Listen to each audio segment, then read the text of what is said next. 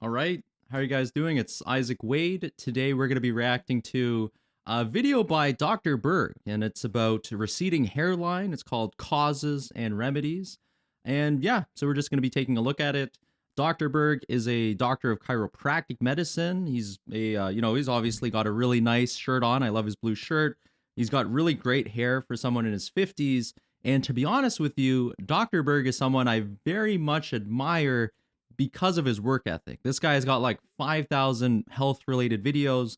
So, you can talk all you want about how, the accuracy of some of the information in his videos, but he is a workhorse and he's also a really great communicator. So let's get right into it. So today we're going to talk about receding hairline, what to do about it, okay? Like one day you're like, what? You're looking in the mirror going, what is happening to my hair? I'm losing my hair. Two reasons. One is that you have higher levels of something called 5-alpha reductase. This is an enzyme. This enzyme converts testosterone into a more powerful form of testosterone called DHT, and this can definitely burn out the hair follicles. And also on top as well, okay? Second reason is higher androgens.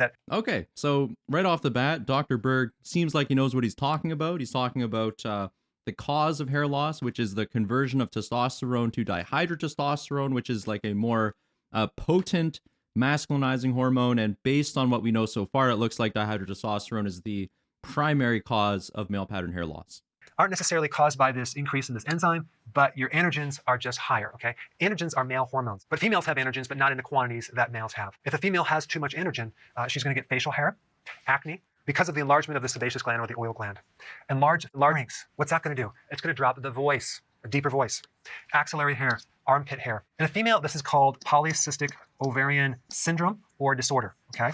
So how do we reduce 5-alpha reductase, this enzyme? What you do is you take... Okay, so and then he's talking about PCOS. This is like a female disorder. I'm not going to pretend to be an expert on PCOS, but basically PCOS is characterized by high levels of male hormones in women, and those male hormones, testosterone gets converted to dihydrotestosterone, which in turn results in the same types of hair problems that men have. Only this time it happens in women. The one thing I will say is that women typically don't have a receding hairline. Usually it's more diffuse thinning, but let's get on to it. Use 5-alpha reductase, this enzyme. What you do is you take a natural 5-alpha reductase inhibitor. Zinc is at the top of the list. And if you think about it, zinc is also really important in your immune system, okay? So if you have alopecia, for example, which is an autoimmune condition, this would be very, very important, in which case you'd want to also add vitamin D in large quantities. Okay, number 2, omega-3 fatty acids. Number 3, vitamin B2. All 3 of these can inhibit this enzyme and lessen the amount of DHT being produced. Okay, so here he's talking about natural 5-alpha reductase inhibitors, and I'm not sure why he's got this graphic. This looks more like a neuron with neurotransmitters moving back and forth. So I don't think this is the most appropriate graphic. But yeah, I mean, in principle, this is correct. If you use a 5-alpha reductase inhibitor, it should slow down the process of male pattern hair loss. The place where I disagree with Dr. Berg is the 5-alpha reductase inhibitors that he's talking about. Now, what you got to know about 5-alpha reductase inhibitors is that these molecules are inherently teratogenic. They cause birth defects, right? Because dihydrotestosterone is incredibly important for development of male genitalia in utero. And what we see is that populations like individuals in the Dominican Republic that have mutations, so these people actually do not have the enzyme 5-alpha reductase, these individuals have ambiguous genitalia, so much so that a lot of them are raised as females until they hit puberty, at which point it becomes apparent that they're actually men. So, for that reason, molecules like finasteride and dutasteride are pregnancy category X. You can't expose pregnant women, and even women who aren't pregnant shouldn't be exposed to these molecules because of the risk of birth defects. Now, on the other hand, the natural supplements and vitamins that Dr. Berg's talking about here, zinc, omega-3, vitamin B2, these supplements are inside a lot of, like maternal vitamins, right? I think Materna, which is a very popular prenatal vitamin that actually helps to reduce the chances of having birth defects, actually contains zinc and vitamin B2. So if zinc or vitamin B2 inhibited 5-alpha reductase to any significant extent, those two supplements would not be inside of Materna, right? It wouldn't make any sense. They cause birth defects. By the same token, a lot of pregnant women also take omega-3, and if omega-3 inhibited 5-alpha reductase, it would also cause birth defects, and it definitely would not be recommended for pregnant women. And it's very unfortunate that finasteride and dutasteride and just 5-alpha reductase inhibitors in general are teratogenic, because I would personally love to be able to prepare, topical formulations containing these two molecules. But unfortunately, because these drugs are pregnancy category X, I actually don't have the facilities in order to make these compounds. You would need some kind of like flow hood or biologic safety cabinet with negative air pressure and a separate room specifically for compounding those products, because at least in Canada, that's what you would need based on the new compounding rules. And we just wouldn't be able to afford to buy those. So, again, 5-alpha reductase inhibitors, inherently teratogenic. They cause birth defects. You need dihydrotestosterone for development of genitals in utero.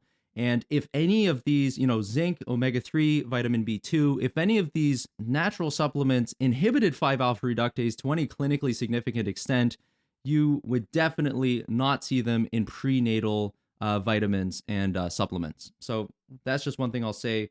Another thing I'll say, I think where Dr. Berg gets things wrong here, and I really do think he's trying his best. I think he's working with the tools that he has at his disposal, right? Because he's a chiropractor, he can only, and he can't really prescribe drugs. He can only really suggest natural solutions for different medical issues.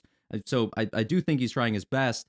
But I think the problem is that he's using enzymatic assay data in order to make clinical decisions. Okay, so what I mean here is that if you Google zinc 5-alpha reductase, what you'll find is that there actually is literature to suggest that zinc inhibits 5-alpha reductase. However, this research was not done in humans. This research was not done in animals. This research was not done in cells.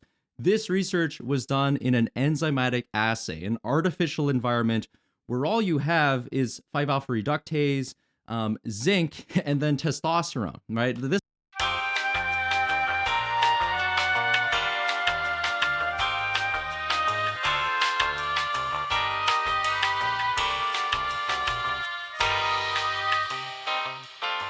and then testosterone, right? This environment would never exist in the real world. But if you combine these three things together, you might find that zinc actually does in fact inhibit 5-alpha reductase. And what we know about different types of scientific evidence is that enzymatic assays are absolutely at the bottom of the evidence hierarchy. You cannot, like, results from enzymatic assays, they're interesting. They might inform new research, right? You might use data from enzymatic assays in order to create cellular assays and look to see if something works in cells. But you would never use this type of data in order to make clinical decisions. It's simply not ethical. Even if you found that zinc inhibited 5-alpha reductase in humans, you would want to see some type of large randomized control trial. So even among human studies, there are still different levels of evidence, and certain types of studies are a lot stronger than other types of studies. So I think one of the mistakes that Dr. Berg makes here is using enzymatic assay data in order to make clinical decisions. Because, like back in the day, I think it was like my second year of undergrad, I was in like some very chemistry heavy program, but we were looking to see what type of natural products might be good treatments for Alzheimer's disease. And in Alzheimer's disease, one of the things you see are lower levels of acetylcholine, which is a type of neurotransmitter. It's kind of like a brain chemical that helps your neurons communicate with each other. And basically, we would take these natural health products. I think I did like a cucumber, and we would, get an extract of our natural health product. So I got like some cucumber juice, and we actually created enzymatic assays containing acetylcholine, so the neurotransmitter, acetylcholinesterase, which is the enzyme that breaks down acetylcholine, and then our natural extract. And then we use that assay to see if our natural extract, in fact, inhibited acetylcholinesterase, increased levels of acetylcholine, and thus might be a useful treatment for Alzheimer's disease. And funny enough, I actually did find that my cucumber juice inhibited acetylcholinesterase, and therefore it might be interesting to look into for treatments for Alzheimer's disease, right? So this is interesting, but my grandfather, who actually suffered from Alzheimer's disease, I would never recommend that he have cucumber juice. I would recommend an actual validated drug that inhibits acetylcholine, right? Like, or acetylcholinesterase, like an acetylcholinesterase inhibitor, like donepezil or galantamine. which have actually been studied in Alzheimer's patients and have actually been demonstrated clinically to reduce some of the symptoms associated with Alzheimer's disease. So you really can't use enzymatic assay data in order to make medical decisions. It's just, something you can't do. You really, really, really have to study things in humans. The human body is so complex. There are 1.5 million different things going on. You really, you can't use mechanistic data to make medical decisions. It doesn't work that way. Anyways, that's all. That's enough ranting. Let's just continue. Very important, in which case you'd want to also add vitamin D in large quantities. Okay, number 2, omega-3 fatty acids. Number 3, vitamin B2. All 3 of these can inhibit this enzyme and lessen the amount of DHT. Yeah, again, this is like this graphic here. It's like two neurons talking to each other. I don't know what this graphic has to do with 5-alpha reductase inhibitors, but anyways. Being produced. All right, next one, androgens. How do we normalize androgens in a female? As in, how do we improve polycystic ovarian syndrome? Well, guess what? One of the biggest causes to this is high levels of insulin, okay? High levels of insulin, which cause insulin resistance, end up causing too many androgens. So you guessed it, get on keto and intermittent fasting. But these 2 actions will help greatly normalize insulin, which will then help normalize androgens. And if you're a guy and you have too much androgen, especially in the form of DHT, okay, do these right here, as well as these right here.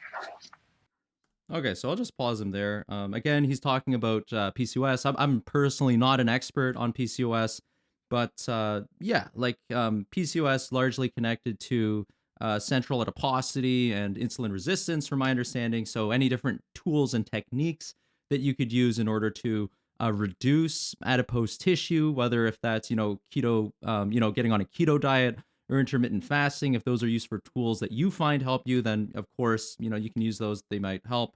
In terms of drugs for PCOS, so women actually have a lot more options than men do. And so you can use minoxidil. I think minoxidil has the best evidence for treating hair loss in women.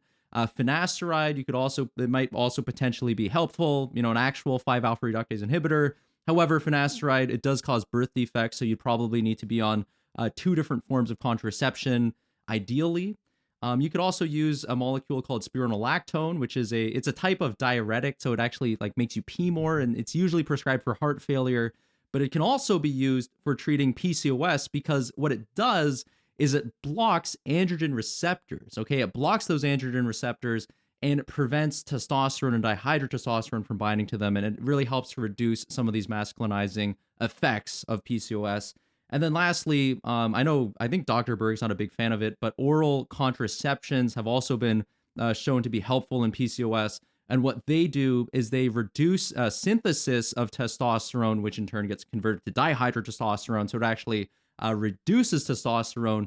And oral contraception, by the way, is just birth control.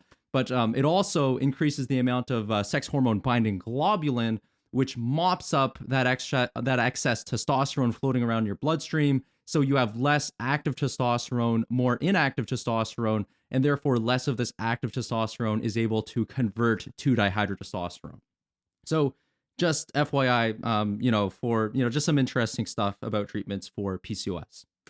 End up causing too many androgens. So you guessed it, get on keto and intermittent fasting. But these 2 actions will help greatly normalize insulin, which will then help normalize androgens. And if you're a guy and you have too much androgen, especially in the form of DHT, okay, do these right here, as well as these right here. So the funny thing here is that, if you're a guy, of course, you probably want to have good body composition in general, but, losing weight and having less adipose tissue as a guy might actually not produce the best hair outcomes. And this is more theoretical. I don't think it's been demonstrated clinically, but if you're a bigger guy, more fat tissue, you have lower testosterone, and lower testosterone means less of it is able to convert to dihydrotestosterone, which might actually be useful from a hair prevention standpoint.